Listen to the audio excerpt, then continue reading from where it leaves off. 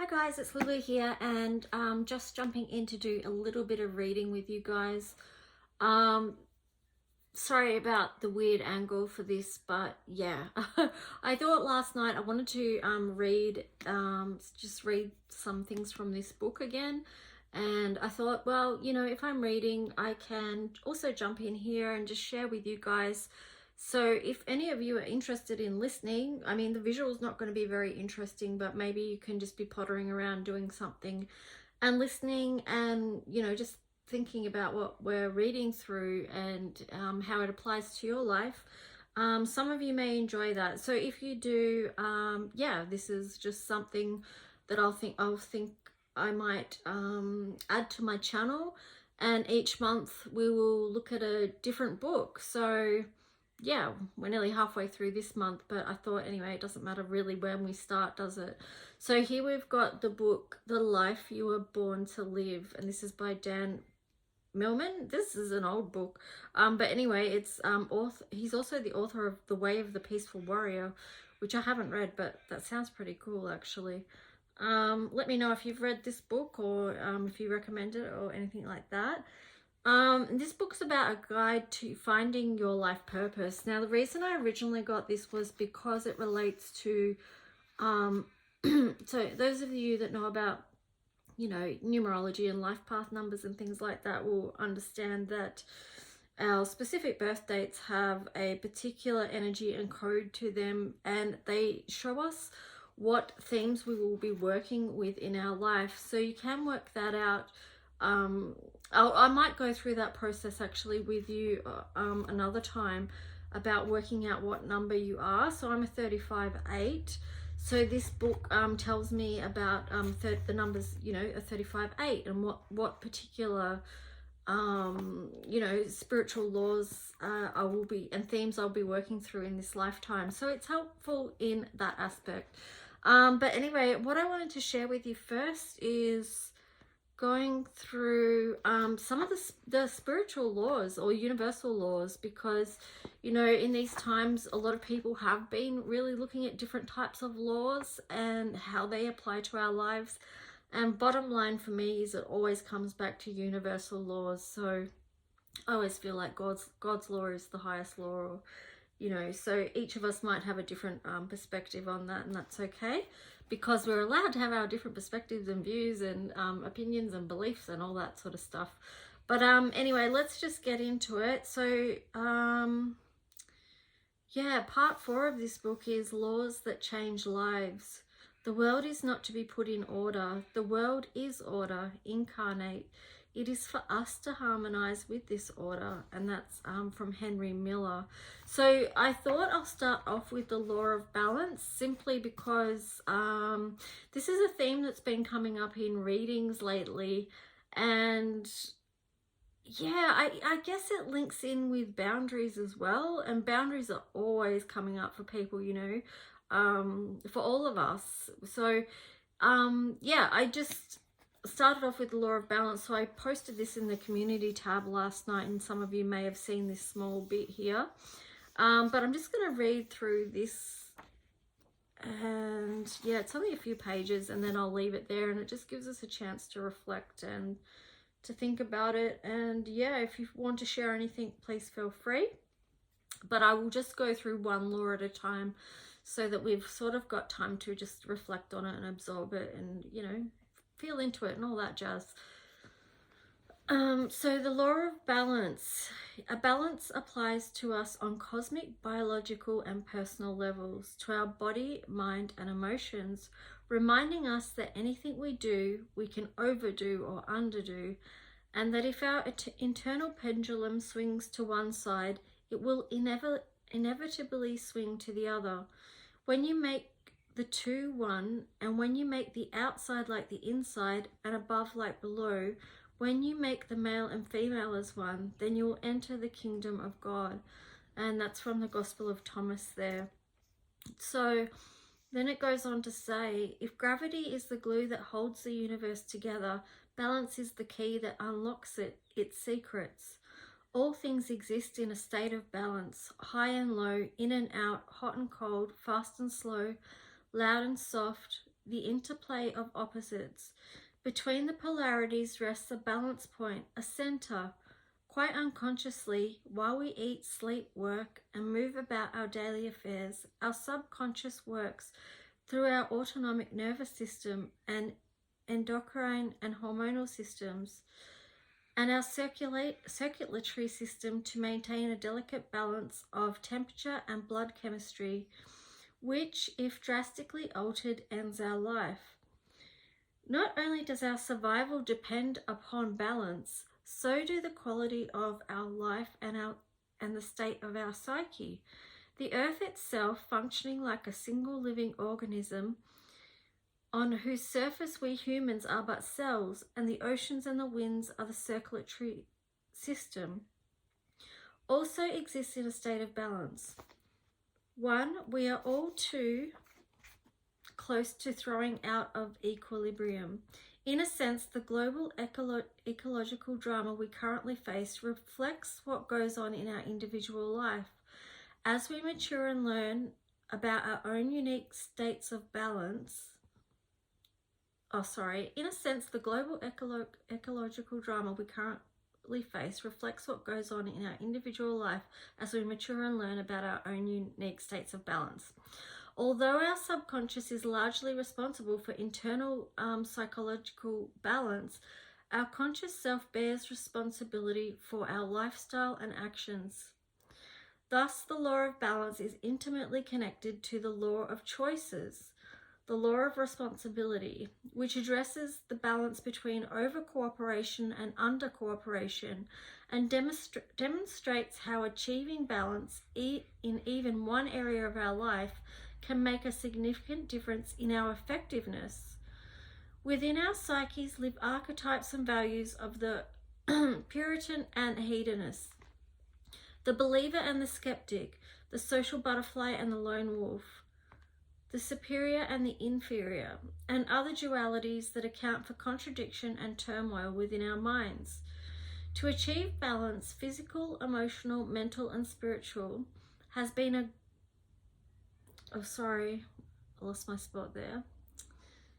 To achieve balance, physical, emotional, mental, and spiritual, has been a goal of many global traditions of human potential work.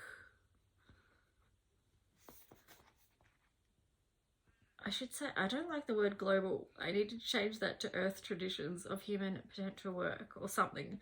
Anyway, that's just me. Moving on.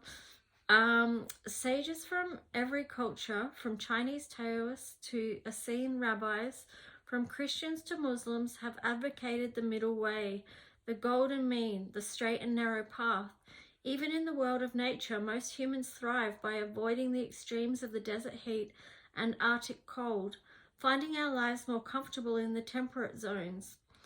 Literature, especially children's stories, reveals themes of finding balance. In Western culture, the story of Goldilocks and the Three Bears expresses this archetype as Goldilocks chooses the chair that's neither too large nor too small, the porridge that's neither too hot nor too cold, and the bed that's neither too hard nor too soft, but just right.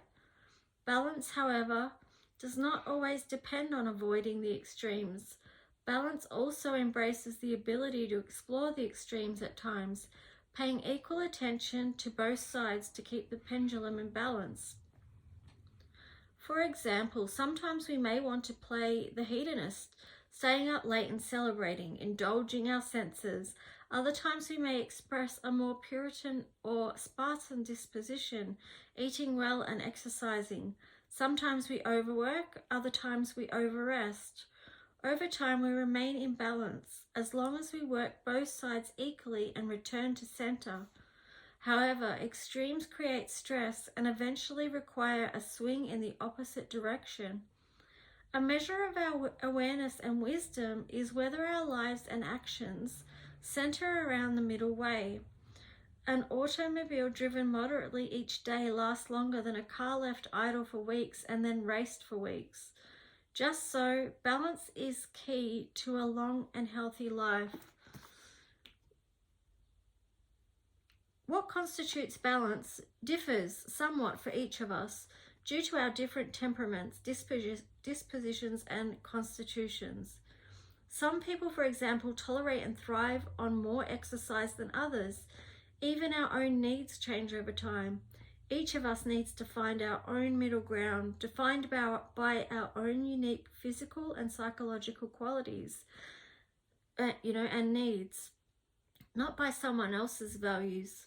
How much to exercise, this is how many orgasms to have per week or per month or year.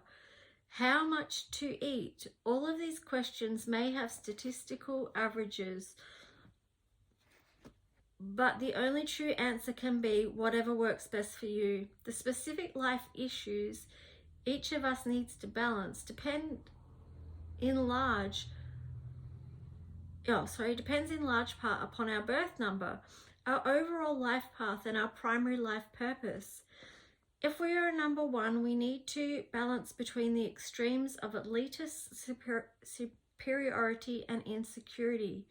For number 2s, we need to find the middle ground between overhelping and resentful resistance or withdrawal.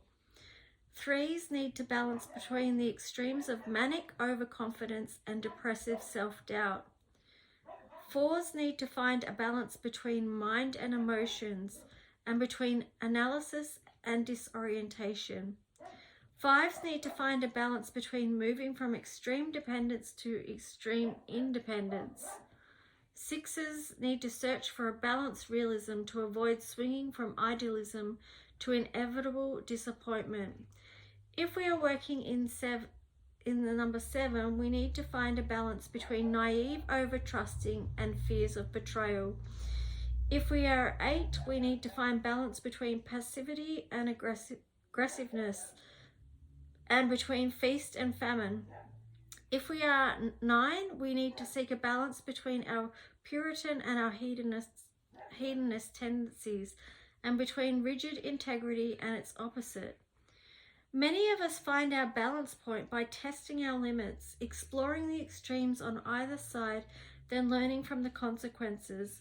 Although this isn't the easiest path, it may be the most common one.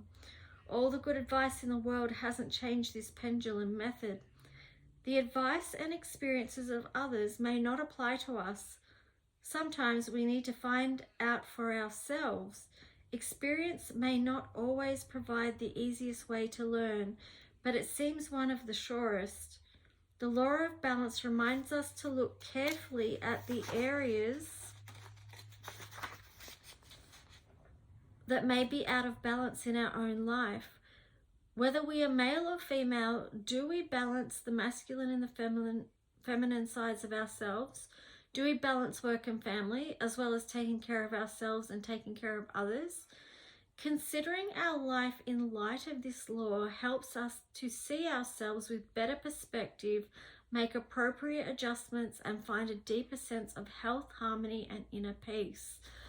And then it goes on here to giving and receiving, but I just wanted to, when it said about, learning balance by experience and things like that, that just reminded me the other day. I was thinking of, I've always thought I was an experiential learner. That's how I learn, through experiencing things.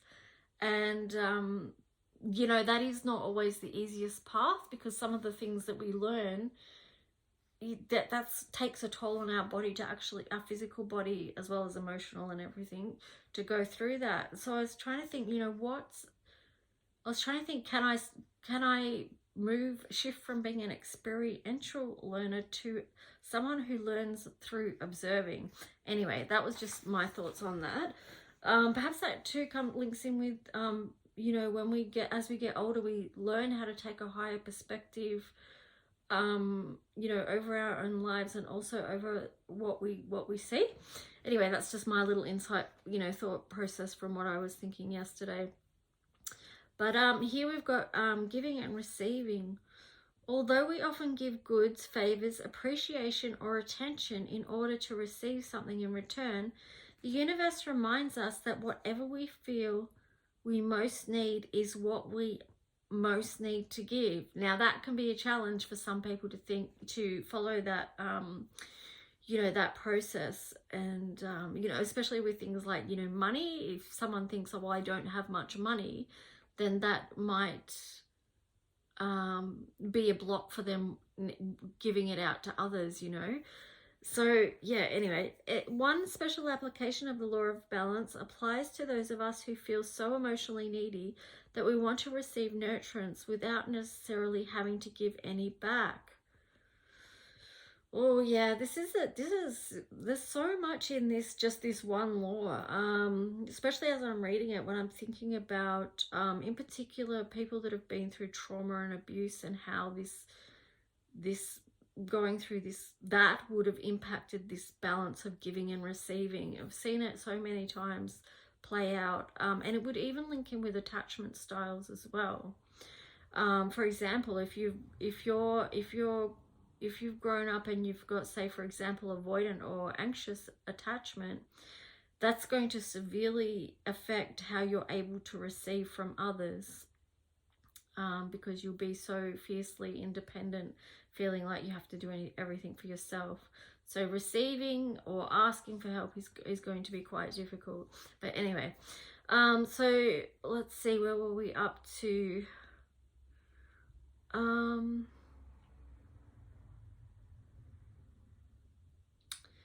Yeah, so all of us have emotional needs, and consciously or unconsciously look for ways to get more love, appreciation, and understanding.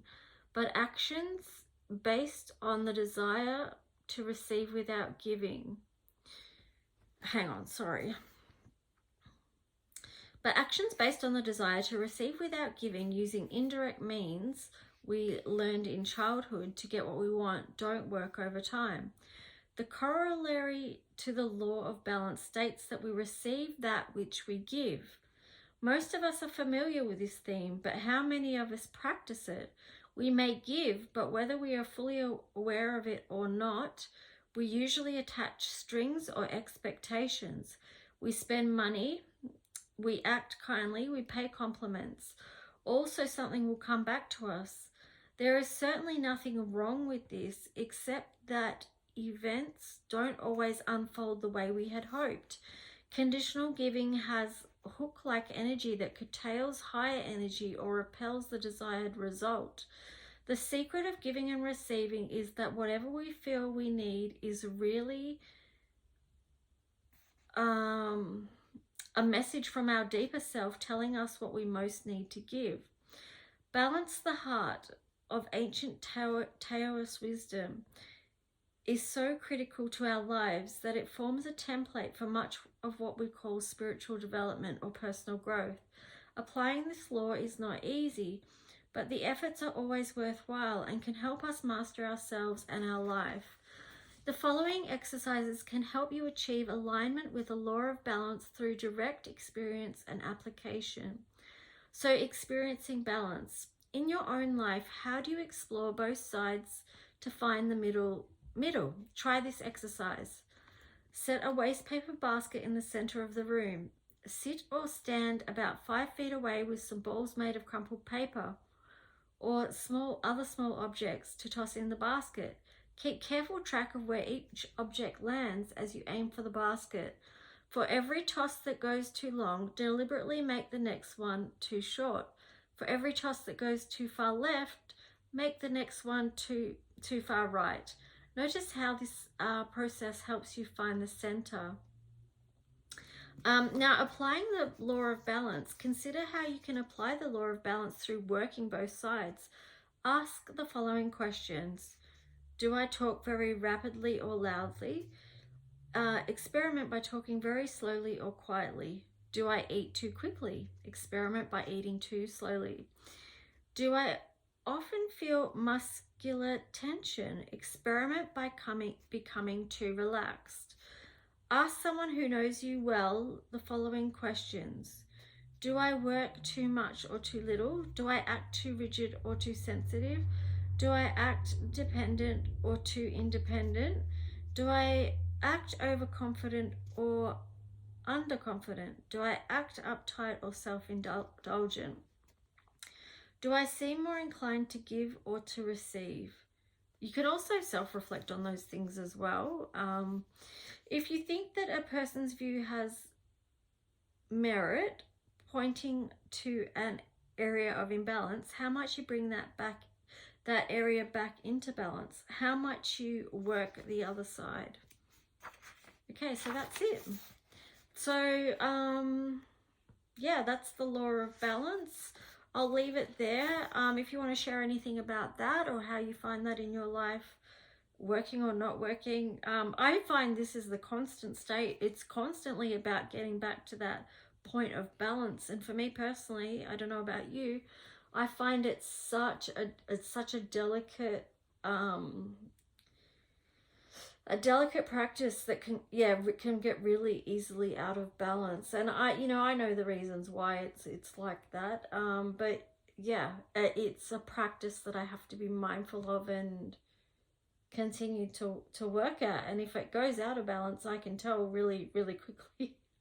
There's so many signs even around me now of how out of balance some things are. So anyway, I hope reading through this is going to help not just me but you guys as well, for those that are interested in